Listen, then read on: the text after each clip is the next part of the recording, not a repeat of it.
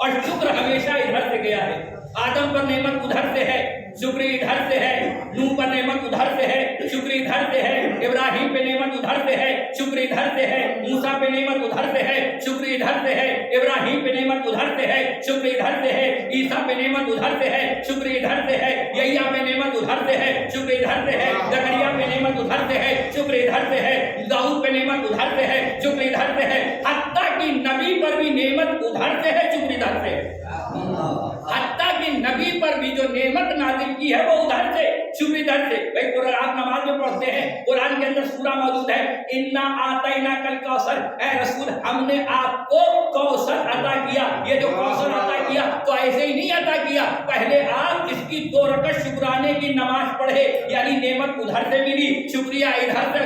Allah us be be کی عظمت کے بارے میں کیا بیان کروں. اب جملے سمیٹ کے جملہ آپ کی سماعتوں کے نقل کرتا ہوں. ہر ہاتھ سے ہم توقع کر کے آتے نہیں کہ ہر ہاتھ ذکر فاطمہ میں اٹھے گا، ہم سے ہر ہاتھ ذکر فاطمہ اٹھے گا نہیں. شہزادی جس کے ہاتھ کو چاہے اس کا ہاتھ اٹھتا ہے. ہم اگر شہزادی نہ چاہے تو لوگوں کے نماز میں ہاتھ بھی گھنتا مجلس کا. ایک سوال ہے عزیزان محترم، غور کیجیے گا جملے آپ کے سماعتوں کے نقل کرنے جا رہا ہوں. نعمت کا طریقہ یہی ہے، نعمت کا وسیلہ یہی ہے، نعمت کا اصول یہی، نعمت کا قاعدہ یہی، نعمت کی نہج یہی ہے، نعمت کا طریقہ یہی ہے، نعمت کا وسیلہ یہی ہے، نعمت کا قاعدہ یہی، نعمت کا اصول یہی کہ نعمت ادھر سے آتی ہے، شکر ادھر سے جاتا ہے. آدم پر نعمت ادھر سے، شکر ادھر سے. نوح پہ نعمت ادھر سے، شکر ادھر سے. ابراہیم پہ نعمت ادھر سے، شکر ادھر سے. موسیٰ سے نعمت ادھر سے، شکر ادھر سے. عیسیٰ پہ نعمت ادھر سے، شکر ادھر سے. یحییٰ پہ نعمت ادھر سے، شکر ادھر سے. حتیٰ کہ نبی پر نعمت ادھر سے، شکر ادھر پہ. لیکن جب اس بی بی کی بات آئی تو پھر طریقہ پلٹ گیا ہے. نعمت ادھر سے گئی ہے، شکر ادھر سے آیا ہے. ایک سوال دیکھیے گا،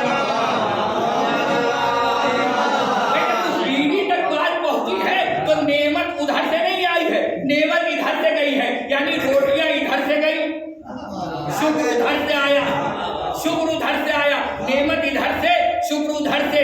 نعمت ادھر سے، شکر ادھر سے. اب میں سمجھتا ہوں لوگ جنت کی پوچھے کہ جنت کی تعریف کیا ہے تو کوئی کہے گا جہاں دودھ کی نہریں اسے جنت کہتے ہیں، کوئی کہے گا جہاں پر ٹھنڈا ٹھنڈا پانی ہو سفید اسے کہتے ہیں، کوئی کہے گا جہاں پھول لگے ہو خوبصورت خوبصورت اسے جنت کہتے ہیں، کوئی کہے گا جہاں پھل توڑنے پر کم نہ ہو اسے جنت کہتے ہیں. لیکن میرے نگاہ میں اس سے بڑی جنت کی تعریف ہو ہی نہیں سکتی. کیا ہوا کہ نعمت ادھر سے آئی، شکر ادھر سے گیا. لیکن فاطمہ میں نعمت ادھر سے گئی، شکر ادھر سے. اب جو نعمت میں روٹیاں گئی تو وہ روٹیاں رکھی کہاں گئی، وہ روٹیاں رکھی کہاں گئی، کہاں لے جا کے جنت میں رکھ دی. اب اس سے بہترین جنت کی تعریف ہو ہی نہیں سکتی کہ جہاں فاطمہ کے ہاتھ کی پکی روٹیاں رکھی ہو اسی کو جنت کہتے ہیں. جہاں شہزادی فاطمہ کے ہاتھ کی پکی روٹیاں رکھی ہو اسے سرکار جنت کہتے. اس سے بہترین جنت کی تعریف ہو ہی نہیں سکتی. اور جہاں رکھ دی جائے، آئیے معراج کو معراج پہ لے کے چلوں، آپ کے سماج کو معراج پہ لے کے چلوں، جہاں پر شہزادی کے ہاتھ کی پکی روٹیاں رکھ دی جائیں اسے جنت کہتے ہیں. اور جو شوہر فاطمہ کے ہاتھ کی روٹیاں مستقل کھائے وہ جنت اور جہنم کا تقسیم کرنے والا ہوتا ہے. جو بیٹے روزانہ روٹی کھائے وہ جوانان جنت کے سردار ہوتے ہیں. تو بیوی وہ روٹیاں پکائے وہ عورتوں کی جنت کی سردار ہوتی ہے. ایک سلوار بیٹے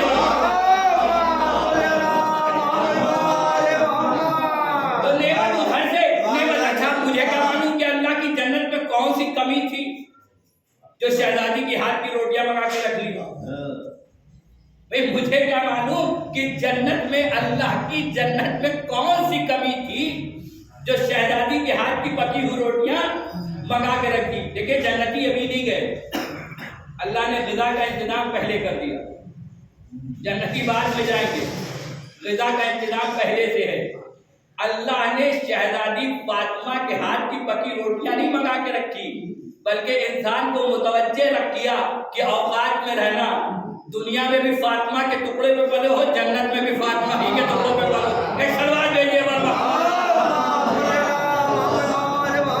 اوقات میں رہنا، یہاں دنیا میں بھی فاطمہ کے ٹکڑے پہ پلے اور جنت میں بھی فاطمہ کے ٹکڑوں پہ پلو گے. تو عزیزان محترم نعمت ادھر سے آتی ہے، شکر ادھر سے. لیکن شہزادی فاطمہ میں کیا ہوا، نعمت ادھر سے گئی، شکر ادھر سے. دیکھیے شہزادی کے لقبوں میں، شہزادی کے ناموں میں ایک نام ہے بطول۔ شہزادی کو حرہ بھی کہتے ہیں، حسان بھی کہتے ہیں، عزیز بھی کہتے ہیں، عزیزہ بھی کہتے ہیں، بہت سے نام ہیں شہزادی کے۔ ایک نام ہے بطول۔ بطول کائنات میں دو ہیں، ایک ہے جناب مریم، ایک ہے شہزادی فاطمہ، دو بطولیں ہیں، ایک جناب مریم، ایک شہزادی فاطمہ زہرا۔ جناب مریم بھی بطول، شہزادی بھی بطول، لیکن دونوں بطولوں میں فرق ہے۔ آپ کہیں گے فرق کیا ہے؟ تو فرق سمجھاتا ہوں آپ کو۔ جناب مریم ایک حجرے میں رہتی ہے، اور جناب زکریا کا دستور روزانہ کا یہ ہے کہ جب گھر سے نکلتے ہیں تو تالا لگا دیتے ہیں اس حجرے میں۔ دن بھر جاتے ہیں، مزدوری کی، ادھر ادھر گئے، شام کو واپس آتے ہیں۔ ایک دن جب جناب زکریا گئے دروازہ بند کر کے تو لوٹے تو کیا دیکھا کہ انواع و اقسام کی غذائیں رکھی۔ تو جناب زکریا نے آگے بڑھ کے پوچھا کہ بیٹی یہ کہاں سے آئی؟ دروازہ تو بند تھا۔ تو جناب مریم نے بڑے شان سے کہا اس نے بھیجا ہے۔ بس مجھے دونوں بطولوں کا فرق سمجھ میں آ گیا۔ جناب زکریا نے پوچھا یہ کہاں سے آیا ہے؟ تو جناب مریم نے بڑے شان سے کہا اس نے بھیجا ہے۔ پر مجھے دونوں بطولوں کا فرق سمجھ میں آ گیا۔ جس کے لیے روٹیاں وہاں سے آئیں اسے مریم کہتے ہیں، جس کی روٹیاں یہاں سے جائیں اسے فاطمہ کہتے ہیں۔ نہیں، میں نے بھی جملہ آپ کے حوالے نہیں کیا۔ جس کے لیے وہاں سے روٹی آئے اسے مریم کہتے ہیں، جس کے لیے یہاں سے روٹیاں جائیں اسے فاطمہ کہتے ہیں۔ جملہ اس سے آگے بڑھ کے کہنے لگا ہوں، جو فرش والوں کے ٹکڑوں پہ پلے اسے مریم کہتے ہیں، عرش والے جس کے ٹکڑوں پہ پلے اسے فاطمہ کہتے ہیں۔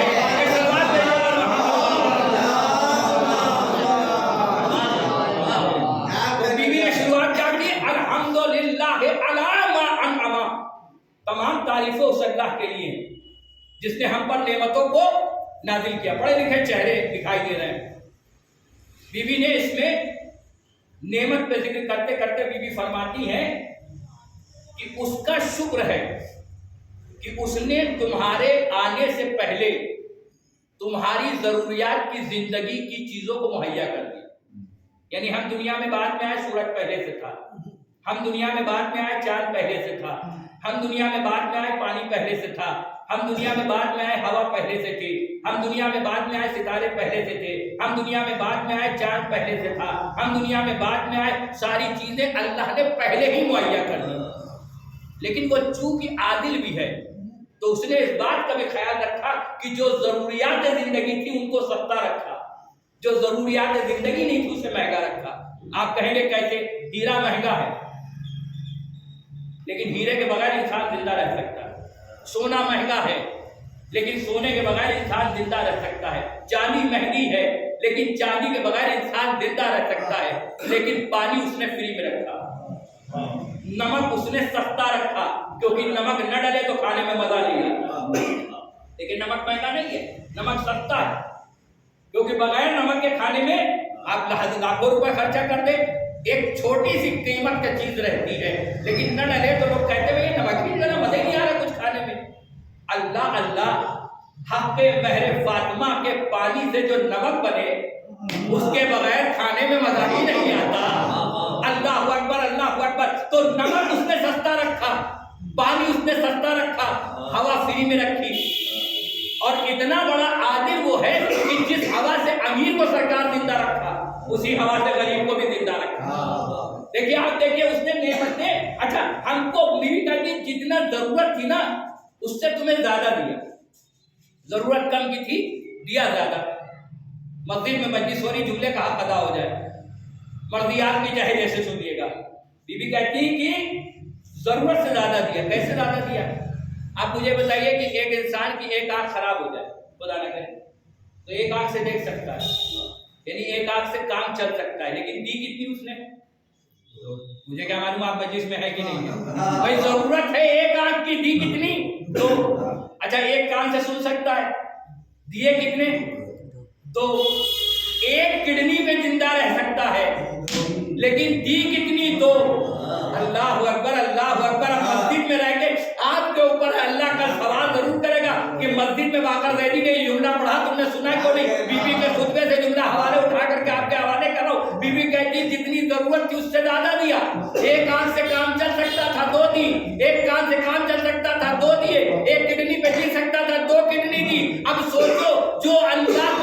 بن مانگے ضرورت سے زیادہ دے سکتا ہے، وہ اگر مسجد میں آ کے مانگ لو تو پتہ نہیں کیا دے سکتا ہے۔ ایک سوال میں دے آپ بول رہے ہیں کہ جو بن مانگے ضرورت سے زیادہ دے سکتا ہے، آپ بتائیے جو بن مانگے ضرورت سے زیادہ دے سکتا ہے، اگر اللہ سے مانگ لے تو پتہ نہیں کیا دے سکتا ہے۔ تو بی بی کہتی ہے ضرورت سے زیادہ دیا۔ پھر اس کے بعد بی بی کہتی ہیں توحید بھی بی بی نے سمجھائی، اور توحید ایسے نہیں خالی بی بی نے سمجھائی، توحید اس گھر کے ہر فرد نے سمجھائی۔ ہمارے اور آپ کے چھٹے امام جعفر مسجد میں تشریف فرما ہے، بی بی امام جعفر صادق مسجد میں تشریف فرمائے کہ ایک شخص آیا اور آ کے کہنے لگا کہ مولا میں اللہ کو نہیں مانتا۔ مولا خاموش رہے، بیٹھ گیا آ کے، تھوڑی دیر گزری تھی کہ اس کے منہ سے نکلا آ۔ پہلے اس نے آتے کیا کہا کہ میں اللہ کو نہیں مانتا۔ تھوڑی دیر بیٹھا تھا، اس نے کہا آ۔ تو مولا نے کہا یہ آ تو نے کیوں کی؟ کہا مولا میرے بدن میں درد ہے، جب میں آہ کرتا ہوں تو اس آہ کے ذریعے سے میرے بدن کو سکون ملتا ہے۔ تو امام نے کہا جو اس آہ کے ذریعے سے سکون دیتا ہے اسے ہی تو اللہ کہتے ہیں، جو اس آہ کے ذریعے سکون دے اسے ہی اللہ کہتے ہیں۔ اس کے بعد اس نے کہا اچھا مولا اللہ کے وجود پر کوئی دلیل ہے؟ تو مولا نے کہا تیرا وجود ہی دلیل ہے۔ کیا فرمایا مولا نے؟ تیرا وجود ہی دلیل ہے۔ کہا مولا وہ کیسے؟ کہا یہ بتا تیرا وجود دو چیزوں سے خالی نہیں، یا تو تجھے کسی نے خلق کیا ہے، اور یا تو نے اپنے آپ کو خود خلق کیا ہے، اور تو خود کرے یہ خلق کرنا یہ محال ہے۔ تو خود خلق کرے اپنے آپ کو یہ محال ہے، اس کا مطلب تجھے کسی نے خلق کیا، تجھے کسی نے خلق کیا۔ اب اس میں اور تجھ میں فرق ہے، تجھے دیکھنے کے لیے آنکھوں کی ضرورت ہے، وہ بنا آنکھوں کے بصیر ہے۔ تجھے سننے کے لیے کانوں کی ضرورت ہے، وہ بنا کانوں کے سمیع ہے۔ تو اب اس کو کسی چیز کی ضرورت نہیں کیونکہ وہ تیرا خالق ہے۔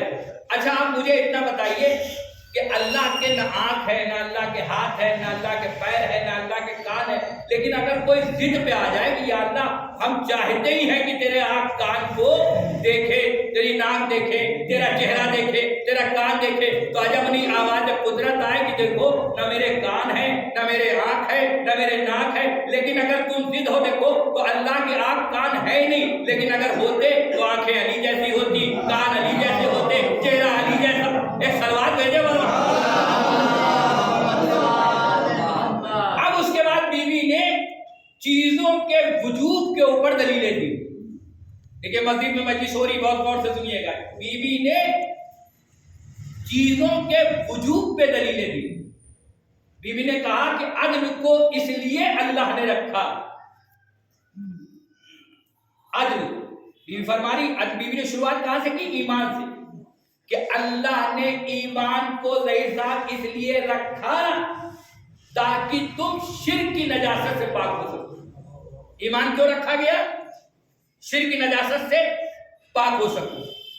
تو بیوی نے کہا شرک کی نجاست سے پاک ہو سکو۔ اچھا آپ لکھنؤ شہر میں آ کر اگر ایمان سمجھاؤ تو پھر کوئی مجلس کے مالک ہی نہیں رہتے۔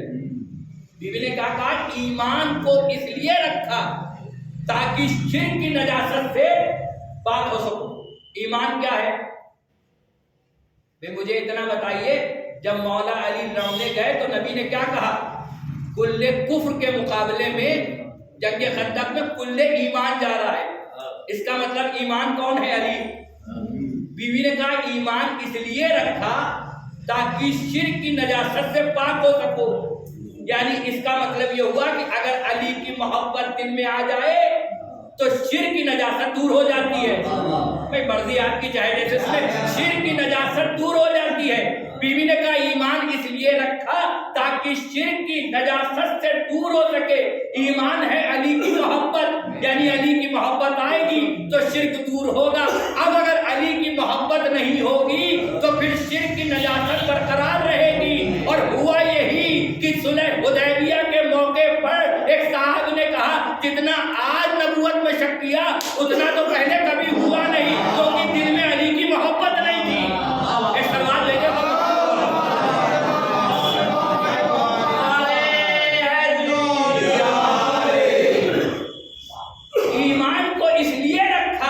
تاکہ شرک کی نجاست دور ہو سکے۔ پھر بیوی نے کہا نماز اس لیے رکھی، نماز اس لیے رکھی تاکہ تمہارے دماغوں سے تکبر کی ہوا نکل سکے۔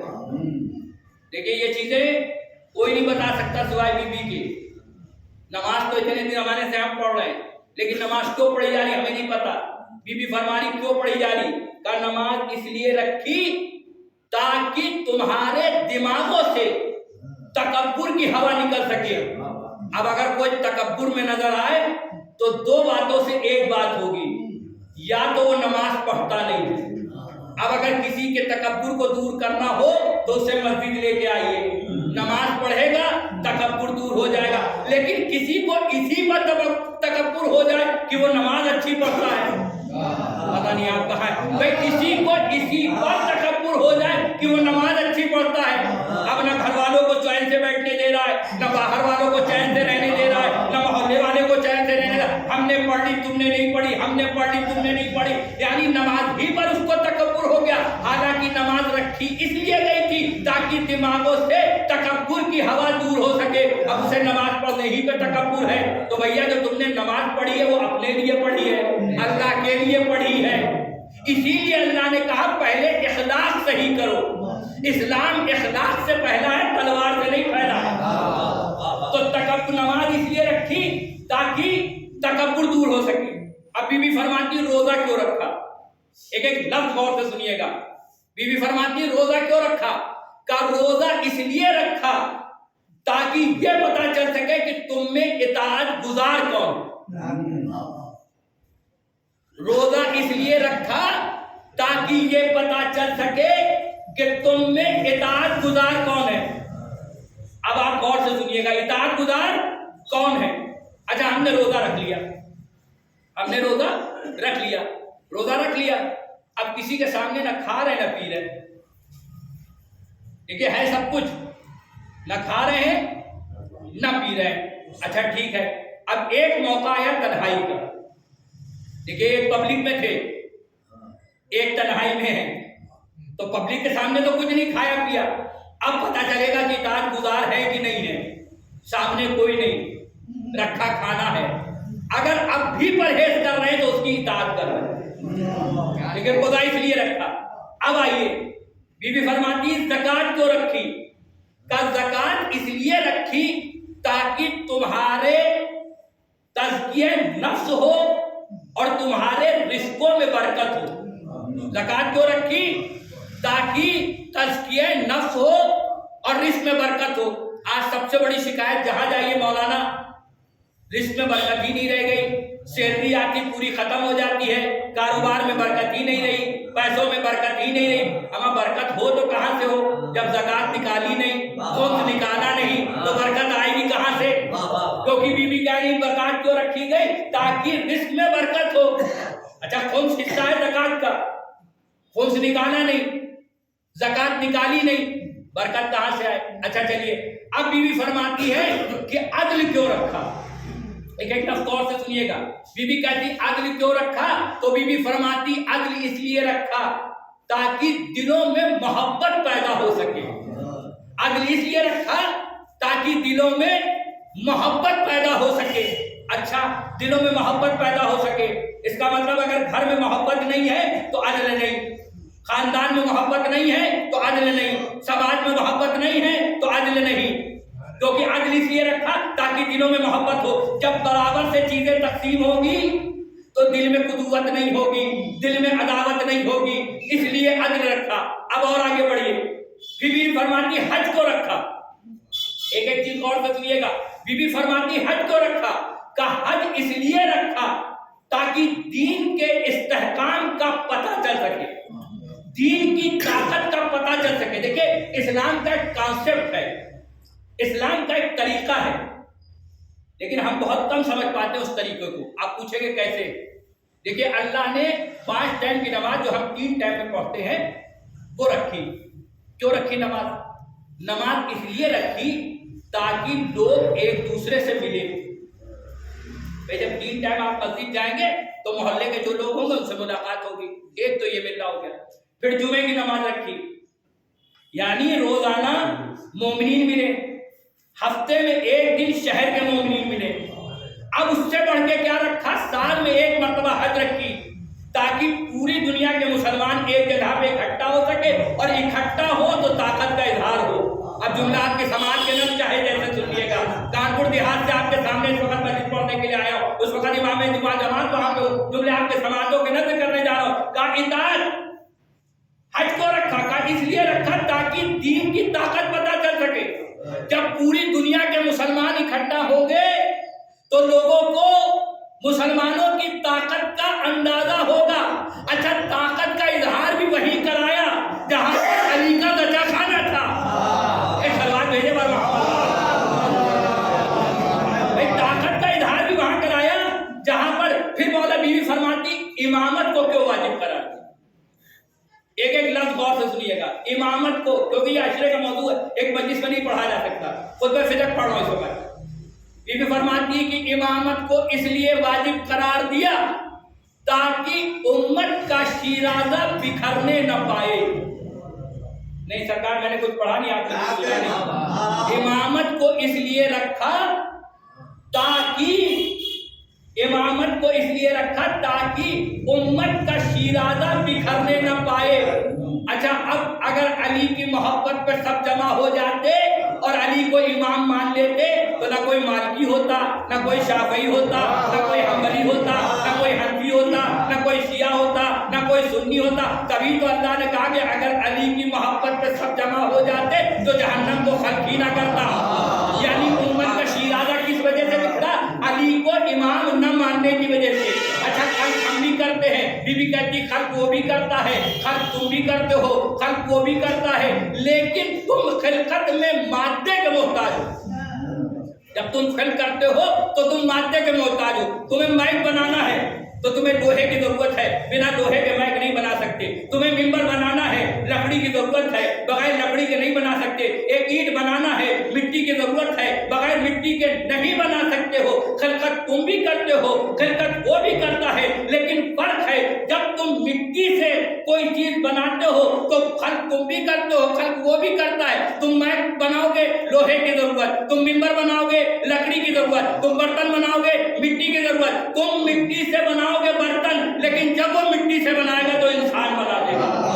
खिलकत तुम्हारी भी है, खिलकत उसकी भी है, लेकिन तुम बनाओगे तो मिट्टी से बर्तन बनेंगे, वो बनाएगा तो इंसान बना देगा। अच्छा, कुरान मौजूदा था, मौजूदा है, मौजूदा रहेगा। बीबी ने अजमत कुरान के हवाले से गुफ्तगू कर रही, कह रही मौजूदा था, मौजूदा है, मौजूदा रहेगा। कुरान मौजूदा था, मौजूदा है, मौजूदा रहेगा। कैसे मौजूदा है भाई? 1400 साल हो गए, वही 28 हरूफ तहज्जी कुरान के अंदर मौजूद है जो हम रोजाना बोलते हैं, लेकिन हमें 1400 साल बोलते हुए हो गए, आज तक कोई कुरान की एक आयत नहीं बनी। जब हम बोलते हैं तो लफ्ज बनते हैं, जुमले बोलते हैं, जब वो बोलता है तो कुरान बनता है।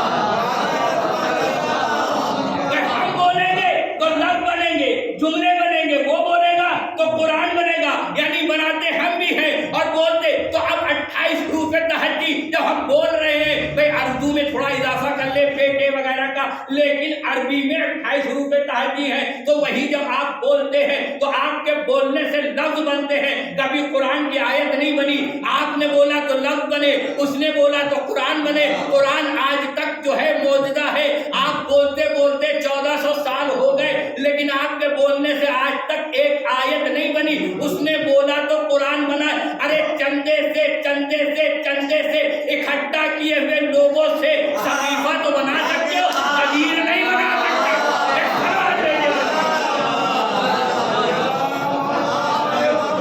एक मसला दे जब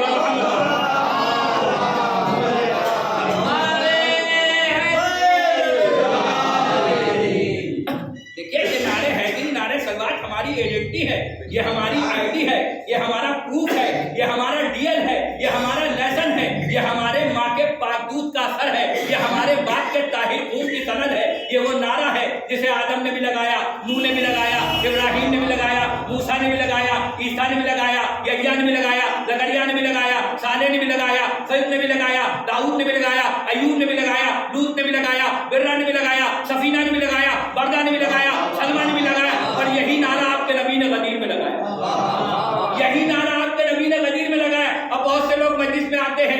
आके बैठे रहते हैं मिंबर पर, जाकिर के, खतीब के, आलिम के चेहरे को देखते रहते हैं, ना उनके चेहरे पे कोई तासुरात आते हैं, ना उनके हाथों में कोई ताकत आती है, जबकि उनको ये पता नहीं कि ये ताकत उसी अल्लाह ने दी है जो अली के हाथों को यदुल्लाह कहता है। ये ताकत उसी ने दी है जो अली के हाथों को यदुल्लाह कहता है। जुमले आपकी समानतों के नज़र करने जा रहा हूँ। अब बहुत से लोग होते हैं मस्जिद में बैठे रहते हैं, कोई कहता है हम बड़े आदमी, हम अली के जिक्र में हाथ कैसे उठाएं, कुछ कहते हैं हम पढ़े लिखे आदमी, हम अली के जिक्र में हाथ कैसे उठाएं, कुछ कहते हैं हम तो आलिम हैं।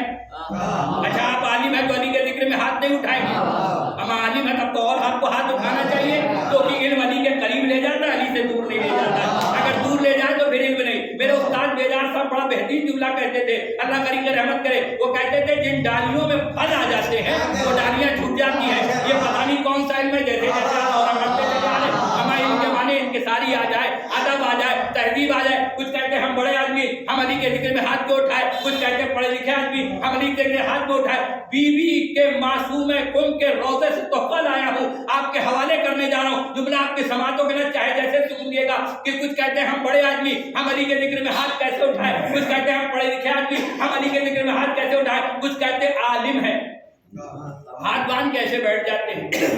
हमें इल्म अली के करीब ले जाता है, अली से दूर नहीं ले जाता, वरना आपने इल्म नहीं हासिल किया, कुछ और हासिल किया। मैं बातें वक्त सोचता हूँ बर्दाश्त कैसे होता है। हो अली वाला फजाइल अली हो खामोश बैठा, अली के फजाइल का आपको जिक्र सुना रहा हूँ। अली के फजाइल का मैं जब नजफ अशरफ गया ना, तो नजफ अशरफ में मैंने देखा कि दुनिया की सारी कीलें एक तरफ, अली के दरवाजे पे लगी हुई कील एक तरफ, दुनिया की सारी कीलें एक तरफ, अली के दरवाजे पर रोज़े के कील लगी हुई एक तरफ।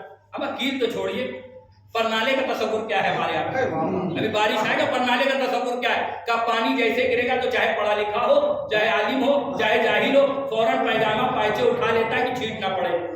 अब आइए अली के रोज़े पर जो लगा हुआ परनाला है उसकी आपको बताता हूँ कि मैंने देखा बड़े बड़े उलमा उस पानी के अंदर नहा रहे, उस पानी के अंदर नहा रहे। मैंने आगे बढ़ के पूछा कि इस पानी में नहा क्यों रहे, का सरकार ये पानी नहीं गिर रहा है, बल्कि अली के रोज़े से छत से मस होके इल्म गिर रहा है। तो दुनिया की सारी कीलें एक तरफ, वो कील एक तरफ, सारी कीलें एक तरफ, वो कील एक तरफ। हमें छोड़िए, सोना सबको अच्छा लगता है, किसी के पास वो अच्छा लगता है, और सोने दोनों कीमती हैं, चाहे स्लीपिंग हो चाहे गोल्ड हो, दोनों सोने कीमती। आप कहेंगे कैसे? अच्छा सोने वाला सोना भी अगर कीमती ना होता तो लोग कोई नींद की दवाएं लेके खाते ना। खाना बता रहा है कि कीमत उसके भी है, यानी गोल्ड भी कीमती। अच्छा सोना तो यूं भी अच्छा है किसी के पास हो, लेकिन उस सोने के क्या कहने जो अली की दहलीज पे मढ़ दिया जाए, उस सोने के क्या कहने जो अली के दरवाजों पे मढ़ दिया जाए, उस सोने के क्या कहने जो अली के गुंबद पे मढ़ दिया जाए, उस सोने के क्या कहने जो अली के मीनार पे। हम सोना चांदी और कील तो छोड़िए, अली की दहलीज पे अगर पत्थर लगे, मैंने देखा तो ऐसा लग रहा है कि ये पत्थर अभी बोल देगा। नहीं मैंने जुमला गलत कहा, ऐसा लग रहा था कि पत्थर बोल रहा है। हम अली की दहलीज पे अगर पत्थर लगा हो तो खामोश रहना जुर्म समझे, उसे अली वाला कैसे कह दूं, चाहने वाला